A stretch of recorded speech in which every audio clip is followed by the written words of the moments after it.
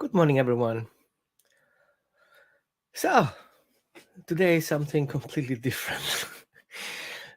It will be a weekly check in, and I'll be your host, kind of thing.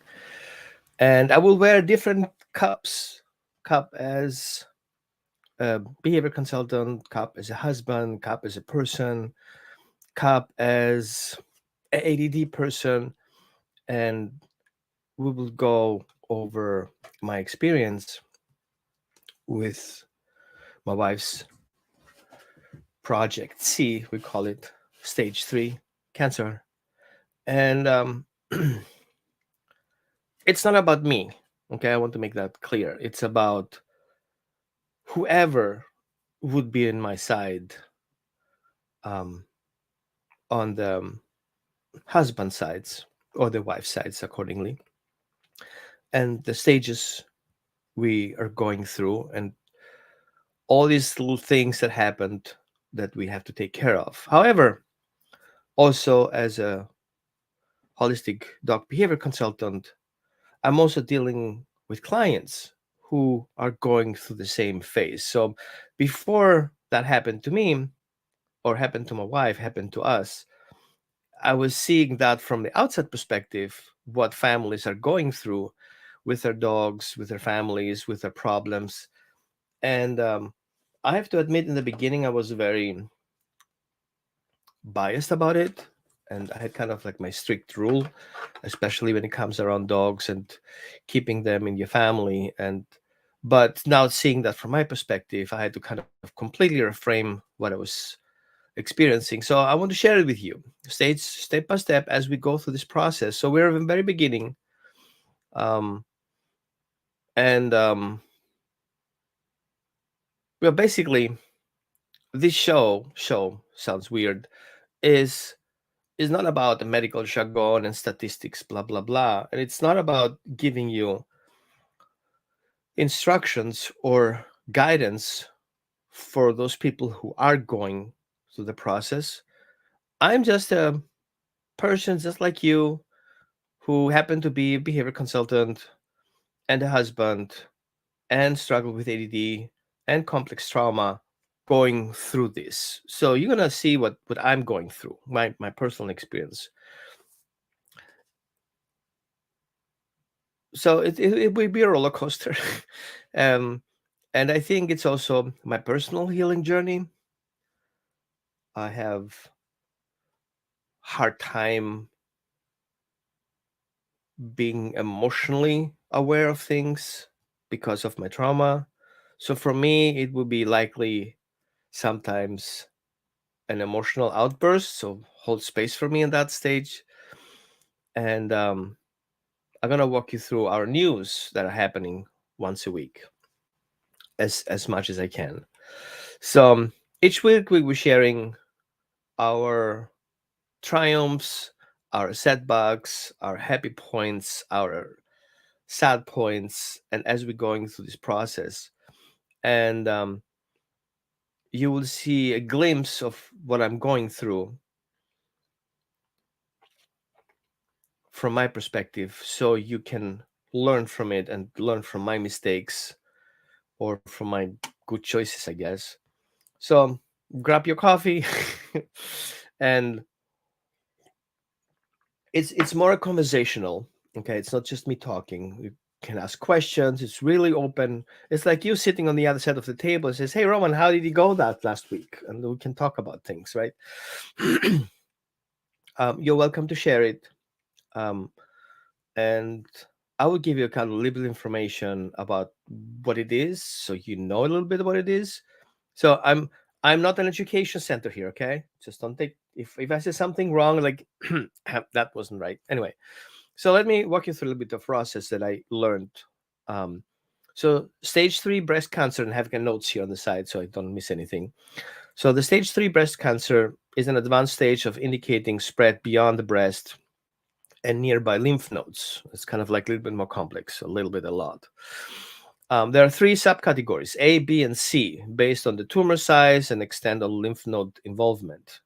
So treatment is usually a combination of therapies such as surgery, radiation therapy, chemotherapy, targeted therapy, and hormone therapy, and importance of personalized treatment plans on collaboration with healthcare team. That's the explanation of it. So what we're going, let me wind back a little bit, go back to the very beginning. Um, my wife had a breast and a node, a lymph node, and she knew from a past that it could be something not so problematic because she had the surgery in the past and everything was kind of fine. But during COVID, things kind of escalated, and then we tried to get an appointment, and that didn't happen, and everything was kind of backed up for a while. So at some point, we were lucky to get healthcare involved, which helped a lot. And then we went for an exam, and this is where the bump happened. And I wasn't. I have usually have guts feelings about things, and I feel like, yeah, it's okay. It's gonna be everything will be fine. But the reality was that it wasn't. And I was with my wife in the first appointment, and actually no, she went through different um, imaging processes, and I was very surprised that suddenly I was on the phone with a client. She comes in, it's like, it's not good, and I'm like, shit. But what frustrated me at that point is that we didn't see it coming. A person who's supposed not to give this kind of announcement just talked to her on the phone. Hey, by the way, I saw your imaging, and yeah, you have stage 4 cancer, metastatic. Have fun, deal with it. And I was like, why would somebody not having that decency to say, hey, I think you should talk to your doctor. You think you should talk to your primary caregiver who sent you those things. But no, they kind of had to share the news and not taking in consideration what the other person is on the receiving side. Is she in the bathroom? Is she driving a car? Is she having a baby in her hands? Is she washing dishes? Is she cutting the lawn? Is she fixing the car? What is she doing? We don't care. We just threw it out there, see what's going to happen. And so that was very shocking that came in with that level. And of course, they're just throwing things out there.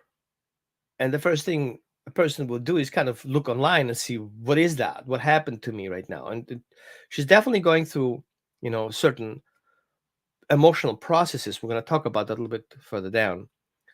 But right, Barbara says, steps in. Thank you, Barbara. Yeah, we're talking about the first event when they start talking about things, not what we know now.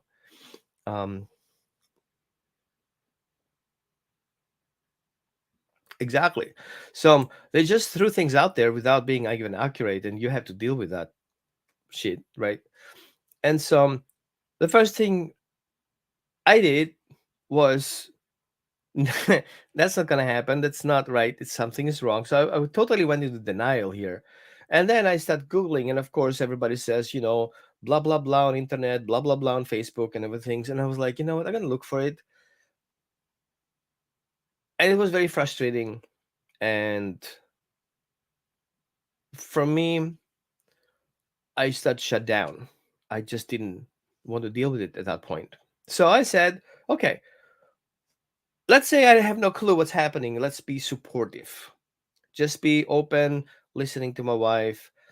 And I struggling with ADD.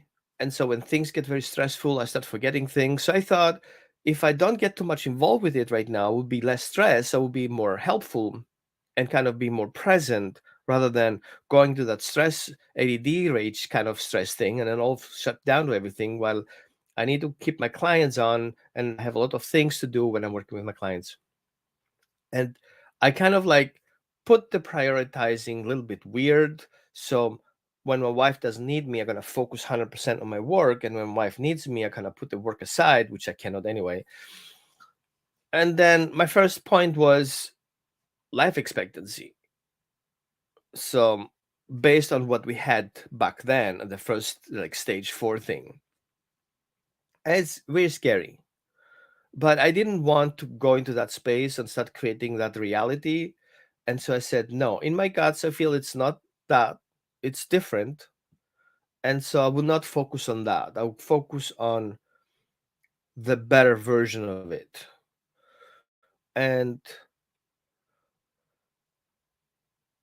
I had to pay attention to the stages my wife was going through because it was important to me to understand what's happening. So the first stage that comes in, and we're both there, was a shock and disbelief because it's difficult to process the diagnosis, which wasn't. It was just, hey, I saw a picture. Oh, I'm experienced. I'm gonna tell you exactly what I'm experienced, even if I'm not. I'm just making pictures, telling you exactly what it is, and that was a shocker because we didn't even expect that to hear. We didn't even expect anything to hear. We just expect to make an appointment with a doctor who tell us what it is.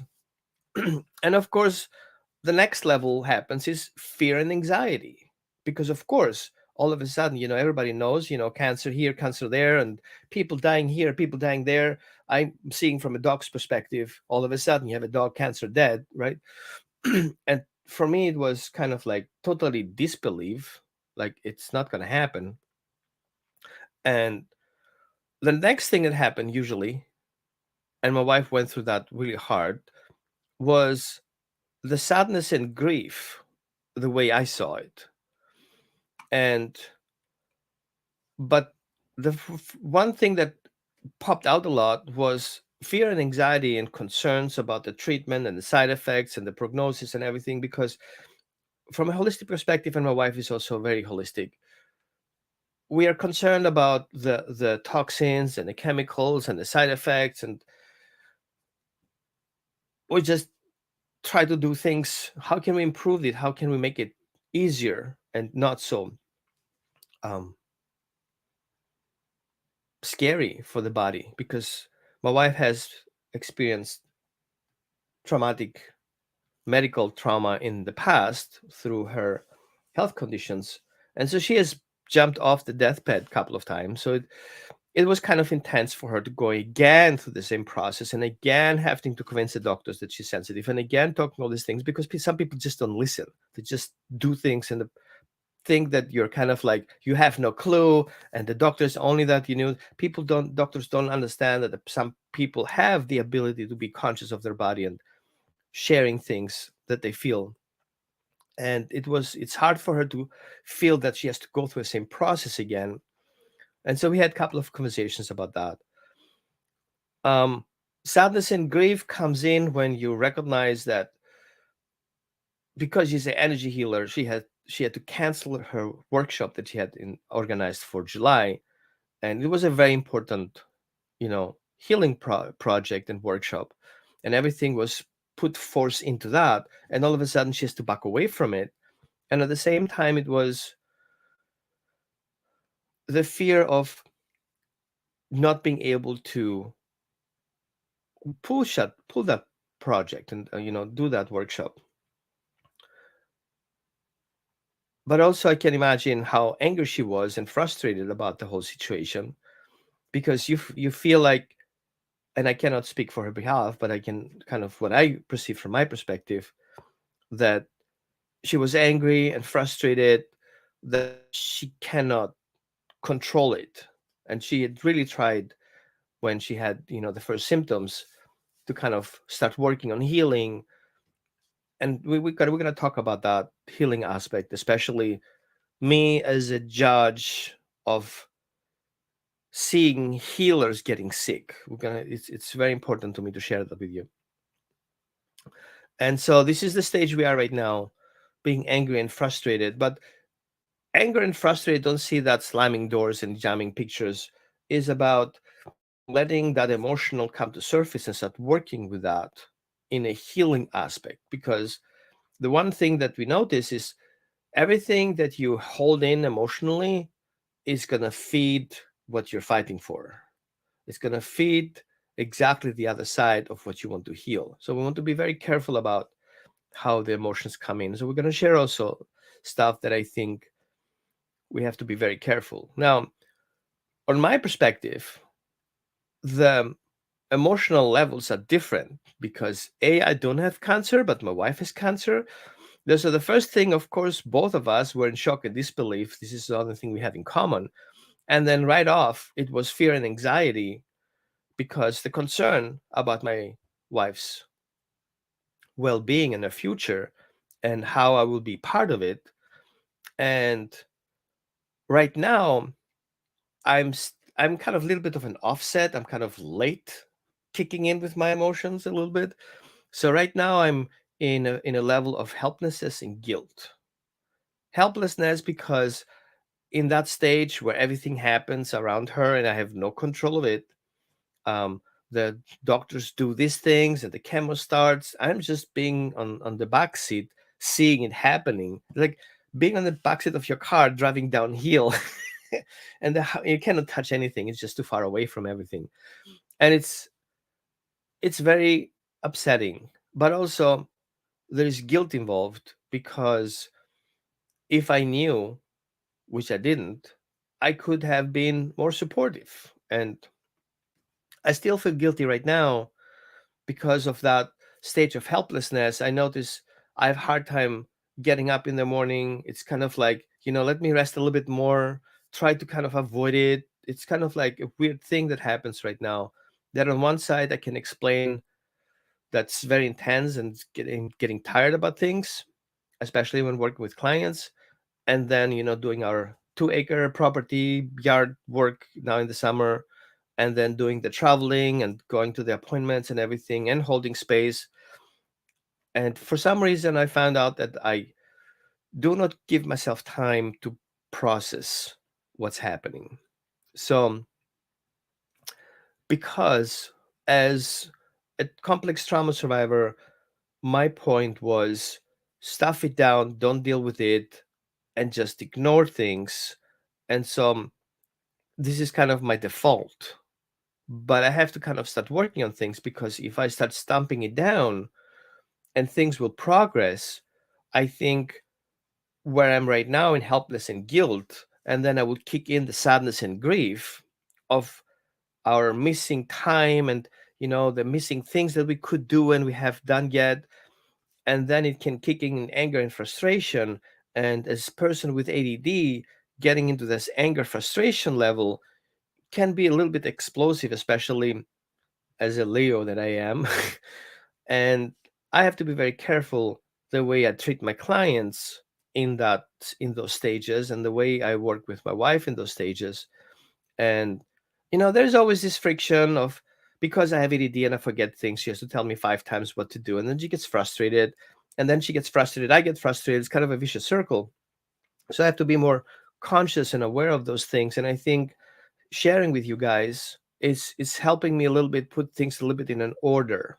And order is kind of like not that order that I have here. It's kind of like a brain is kind of like a when you make pasta and you boil the pasta and you don't stir it enough and everything starts gluing and sticking together, kind of like organization. That exactly. And so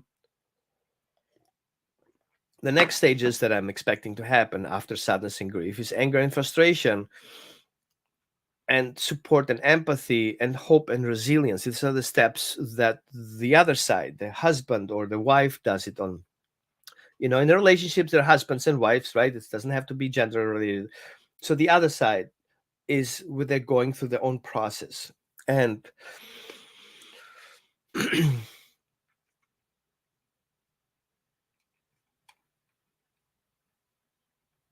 it's funny that when I was working with clients and I saw those things, I had no clue because I never was curious about.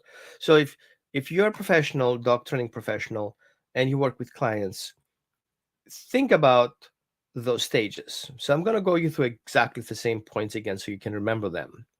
So the patient stages are shock and disbelief, fear and anxiety, sadness and grief, anger and frustration, acceptance and determination, hope and resilience. Now, if we look at the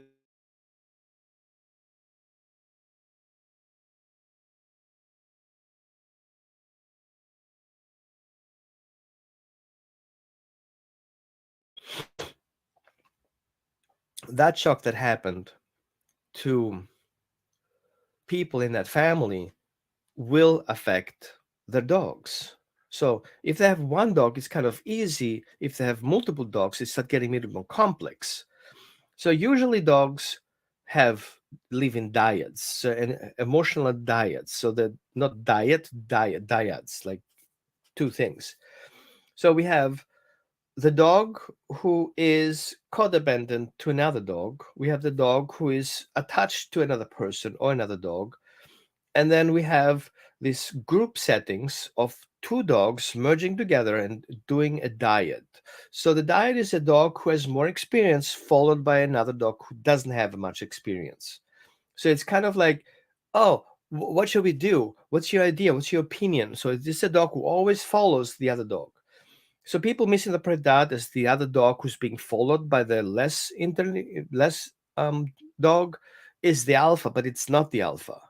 The follower is the one who makes the leader, not the leader on his own.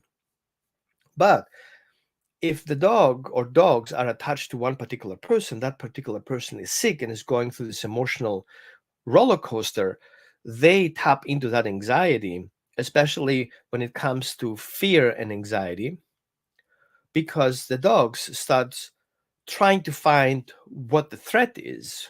And so they start being very vigilant about things. So everything that happens in your home, in your environment, in your yard, down the street, the dogs will be more intense reacting towards that because they're getting that emotional feedback, that anxiety and that fear and that stress that comes in with the first shock and disbelief. And this is where you come in as professional to help them out.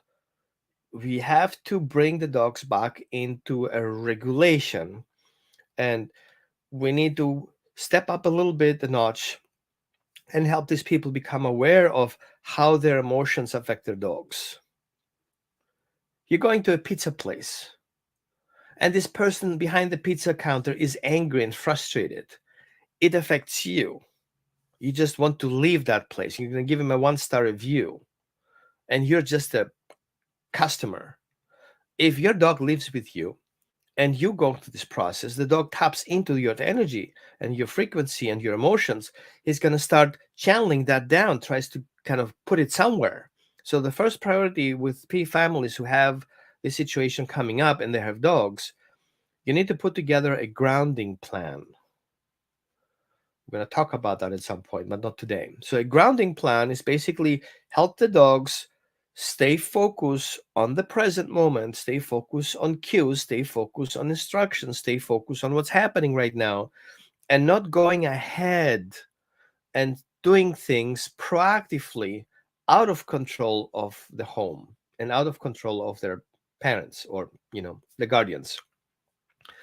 We have to see dogs as very complex, intuitive, sentient beings that they have their own mindset and their own ideas what's happening. And if that fear and anxiety is there in the house and suddenly a person comes for a visit, it may happen that the frustration of that visit can trigger the dogs to go after the visitor, because it's the only thing that finally showed up after everybody is stable in being stressed and frustrated and in fear and anxiety.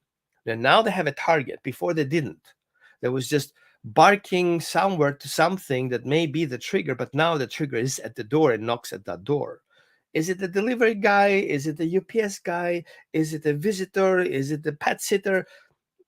It becomes a critical zone. So once you have your grounding plan in place, I would like you to focus on securing and making the house safe for those people and set safety features up. So the first thing you want to set up is removing the dog's buffer, put a dog a buffer zone between the door and the dogs, which means if there's a hallway, block that hallway up so the dog don't have access to that hallway. If that is an open house setting, make sure if there is a sign at the door, do not ring the doorbell, call me instead. You want to make sure that the dogs are not in proximity to this person who comes in the door. Okay. So you want to put the dogs outside for temporary, put the dogs in another hallway and get it up, put the dog in a room separate from each other. I'm going to talk about why. And so you have to set the safety features up, because in that stress level, the dogs don't really know what's happening. And people going through this emotional roller coaster also don't have the brain clear to think about the dogs right now. They're just trying to survive here, right? So, and offer solutions. Don't just tell them what to do, offer solutions. So go online, download, and from a client's perspective, they don't have they have a brain fog happening right now and they're shutting down. Give them solid information. Download the Amazon image, download the Amazon link, put them in an email, put bullet points in there, make it look big and clear what it is about. So start with the very top. Keep your dog schedule as usual, even if that means bring an outside person in to keep that schedule. So the only way to keep dogs grounded is to keep the schedule. The other thing that, thank you so much, Barbara. I'm sorry you have going through that. Hold on a second. I need to make it a little bit bigger so I can see more. There you go.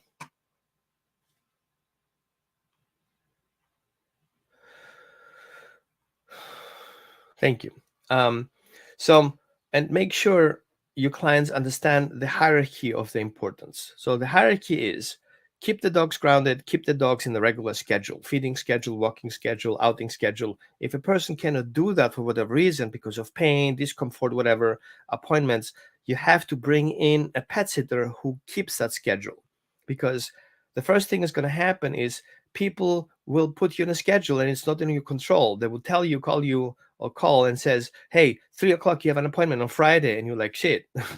Yeah, what do we do with the dogs now? We have 3 dogs. So be proactive. The moment you have a diagnosis, the first thing you have to do is set things up. A, be here for your client. Set them up with a pet sitter.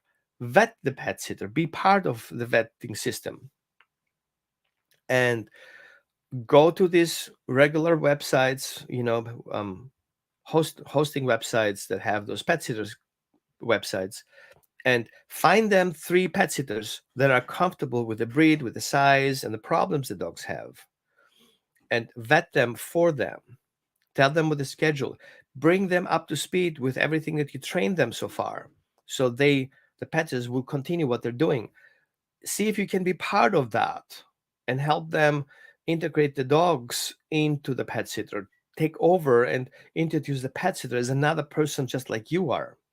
And make sure that you have eventually find them a pet sitter who is capable of eventually stay in the house for a couple of days, right? We're going to talk about that later. Why is it so important? The other thing that I would like you to pay attention to is that these people will not be able to follow your instructions. So I would like you to check in once in a while. You need to be pushing a little bit because people are so focused on the health perspective that they will not be able to focus on the dogs, which is an important part. Otherwise, if you cannot manage that and the people cannot manage that, you have to put up a plan P. A plan B for most of you will be a no, but think about that. If a family is not capable to deal with their dogs, if the dog's anxiety causes anxiety to the person who needs calmness and structure, if the person is afraid of his life and their things are going up in their mind, how long will I live? How long will I have my dogs? How long will I have my family? Things that I have to do I haven't done yet. All these stresses come in. Maybe you have to make a cardinal decision and find those dogs a home. Why?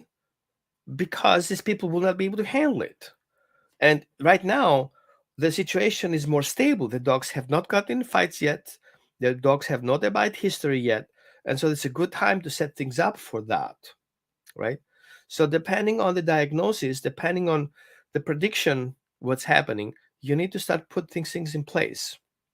So some rescues, and this is my outreach to the rescues out there, should keep priority for those people who are going through that process. There is no system in place to help those people who have dogs, for them to have an outlet for those dogs. They're stuck with the dogs. And I have many cases, and I have 3 cases that I worked on this year, where the partner died and the leftover partner is stuck with the dogs he never actually dealt with.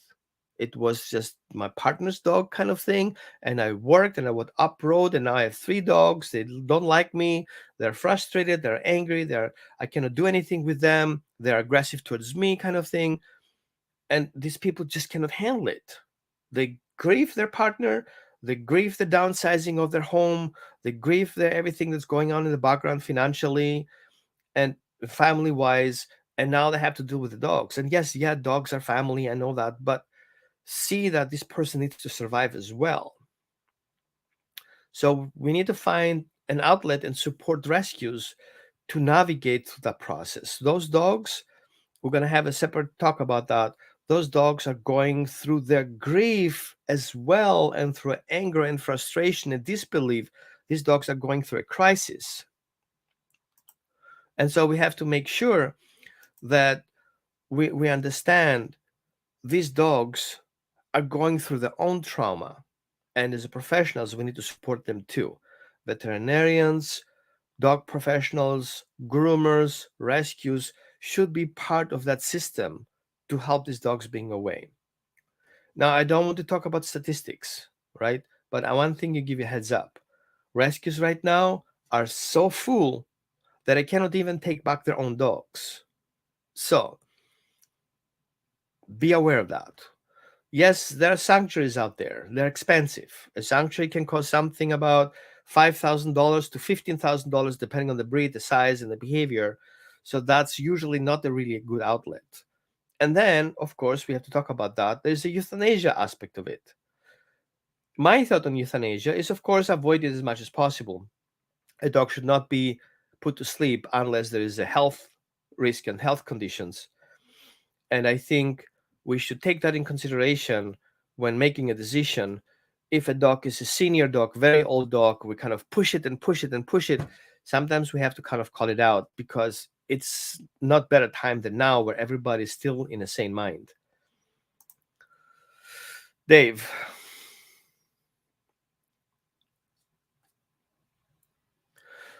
Dave, you're right. But think on the other perspective.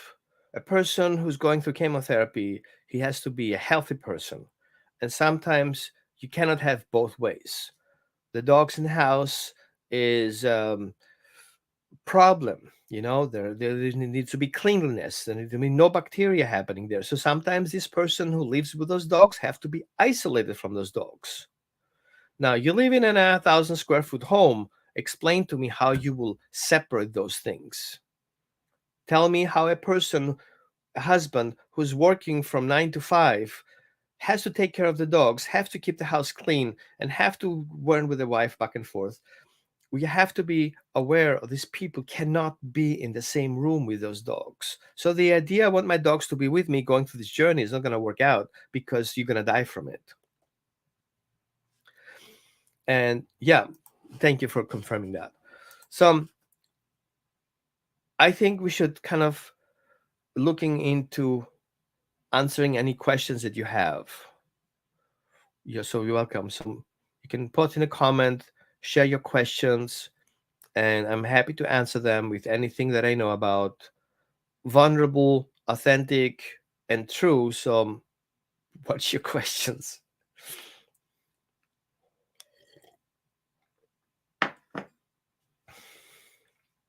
Good. You guys don't have any questions. That's awesome.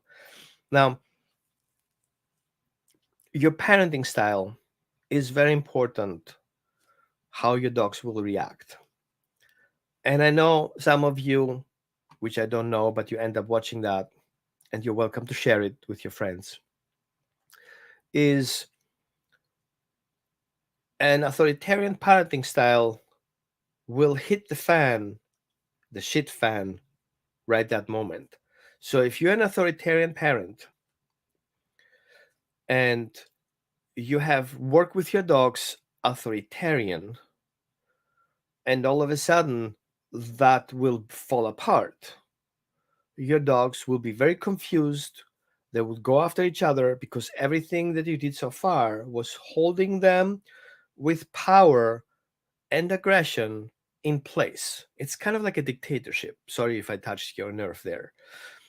If you work with your dogs authoritative, which means your dogs are educated and your dogs understand how to be independent and they know how to reach out for help when they need to, and you don't have any complex behavior issues, that is the easy case.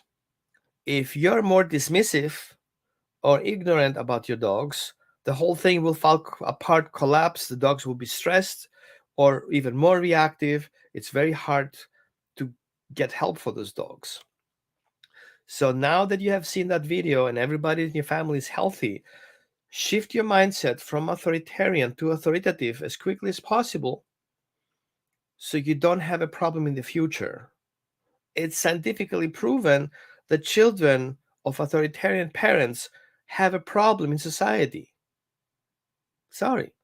And it's proven from a dog's perspective that dogs who have grown authoritarian in authoritarian families have problems socially. You will not be able to manage them without a shock collar, prong collar, and choke collar. But it's not the dog's fault, it is the parenting fault. But you can still shift it, right?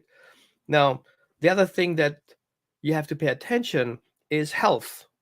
Your dog's health, nutritional health, and overall health is important. How your dog can handle stress. And I know it's important because I've been there and done it. So if you go inexpensive and get your foods from Tractor Supply and Costco, these foods are not intent for your dog's health. Yep, that's me saying it. Go after me if you want to. I can prove it. The problem is that those foods are designed to keep your dog alive, but not the dog to thrive, because it's a money issue. How much money can we make to give as minimum as possible without putting the dog in danger? And so the feeding protocols in those companies, where they say everything is tested and certified, blah, blah, blah, it's 28 days, 8 dogs go in healthy and 6 dogs go out healthy. And there's no description and no definition what this healthy looks like. So if I want to do a trial, I'm going to get a dog who's super healthy, extremely healthy. So that buffer of healthiness will transition through the 28 days. And then we measure. Is the dog still healthy? Yes, no. So 2 dogs can fail of that health test, and the other 6 have to pass.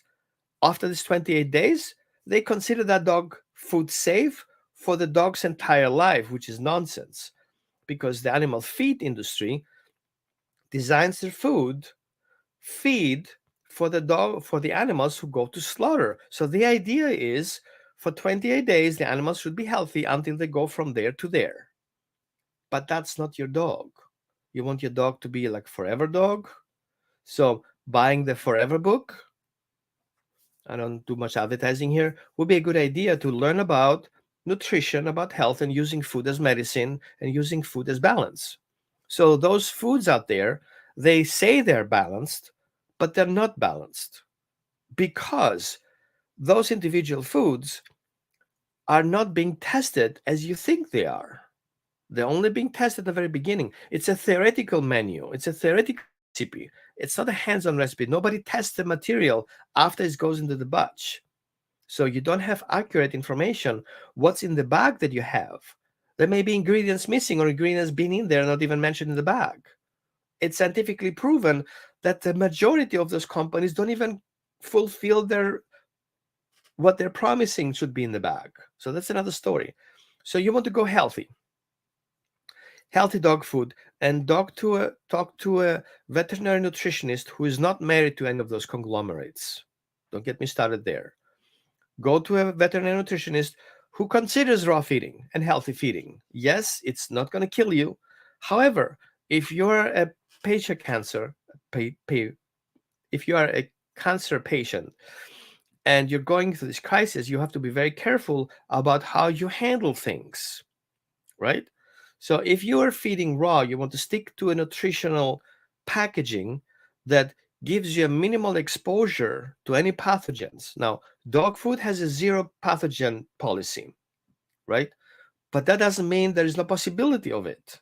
The moment you open that bag, the moment you have the bag on your counter, the moment you cut it with a knife, you're already exposing the whole thing. The moment you have the dog bowl not washed, all these things are happening in between the packaging and your dog's feeding time.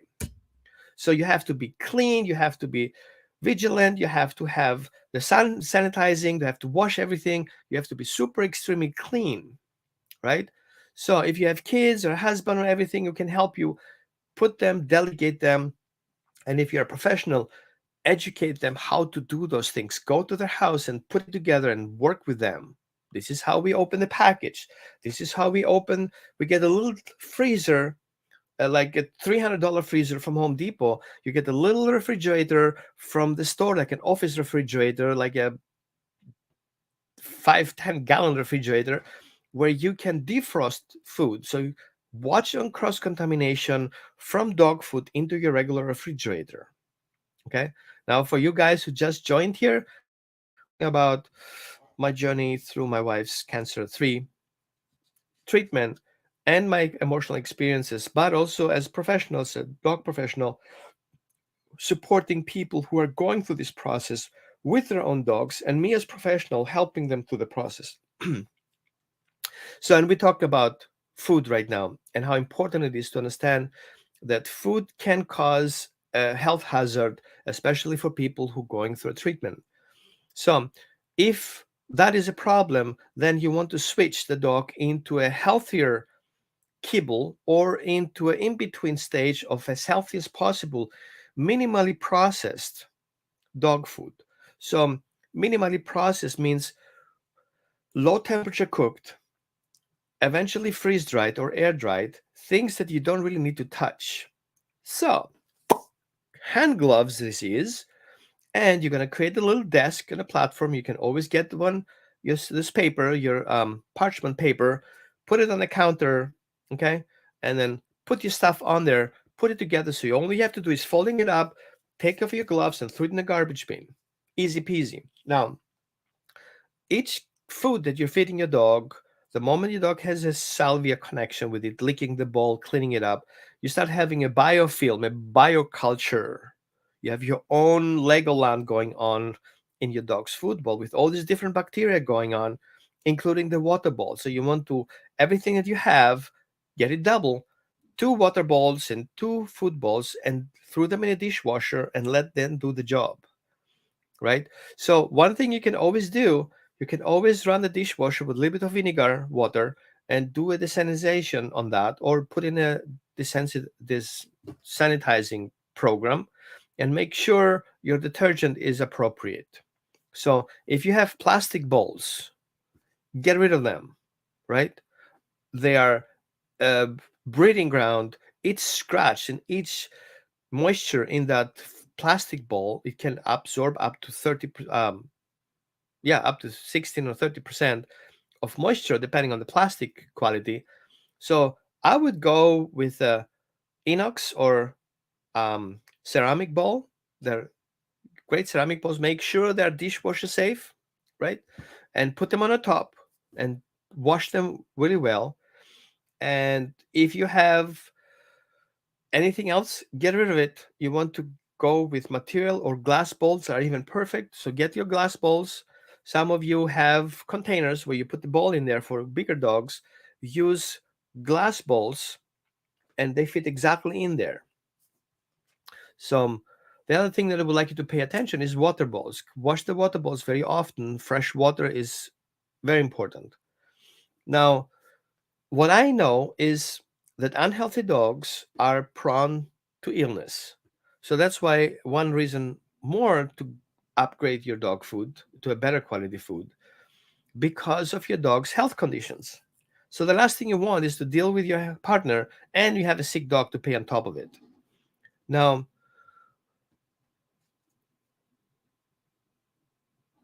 I lost my train of thought. Woo woo. Yeah, you guys can still ask any questions right now because I just went off.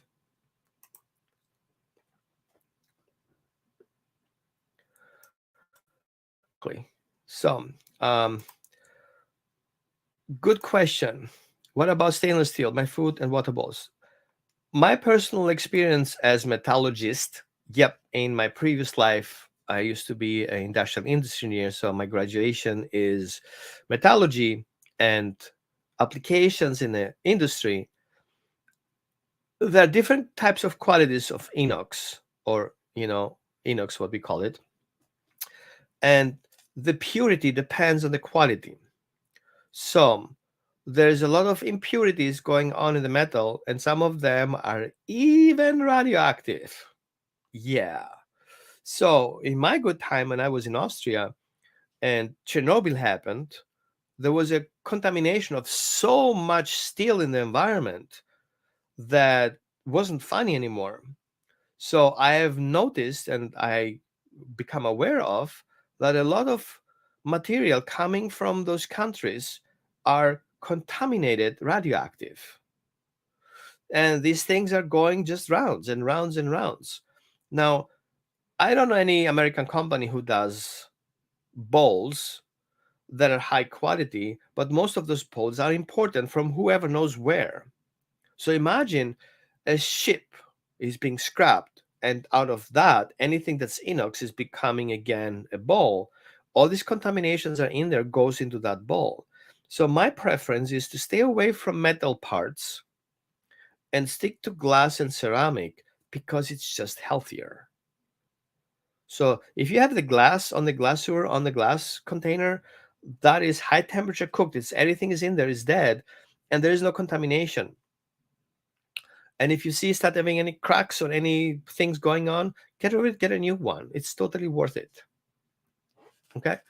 Now, is your particular bowl contaminated? I don't know. Get a Geiger meter and measure it. But what you will see is if you take a knife, this is a good example. Take a knife out of your drawer and take your finger or a cloth and make that, try to clean it. If it cleans and you see a shiny surface, then that metal, the pores of that metal, are not so contaminated as if you go to a cheap one and you make the same clean move and you see that strips in there. So the strips are the contamination in between the molecules of that. So imagine that. Imagine you're looking at the mosaic concrete. We have these little rocks in there. So you have all these different rocks of metal pieces in there, and in between the rocks is kind of the metal cement, the pieces that holds the metal together, right? And, and these are the contaminations. The more there is in between, the dirtier it is. The less contaminants are in there, the more expensive it gets. So if you get this super expensive set of soldering, and these are high quality materials, those contaminations are very low. But who's gonna pay so much money for a dog bowl? So stick with glass, stick with porcelain.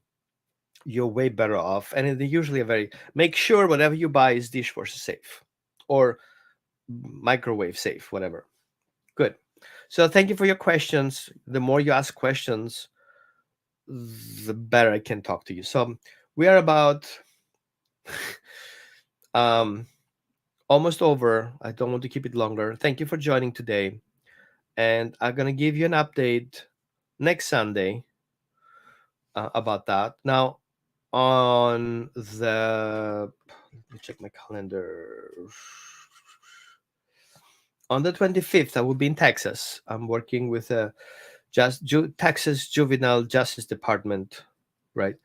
And we're doing a class about, no, actually a workshop to helping children who are in the system, working with dogs who are in their system, and help them heal out of the system. So this is a very interesting project and very cool project I have that I will talk to you about. So thank you again for sharing, and thank you guys for asking your questions, and thank you for sharing. I think more people should know about that. And as usually I talk about stuff nobody else wants to talk about. I don't have a problem with it. I got my wife's permission to share our story. I wouldn't do it without her permission. And Yeah, here again. From where we started for stage 4, we're downsized to stage 3, which is better. And so, yeah, we're in a better place than we were kind of a couple of weeks ago, but we're not over the hill yet. Okay, so stay tuned, and I will follow the threads. And if you guys have any questions, I will answer them. I will start infusing a couple of links for you to become aware of. And yep, that's it. So thank you again for joining today, and hope I see you next Sunday.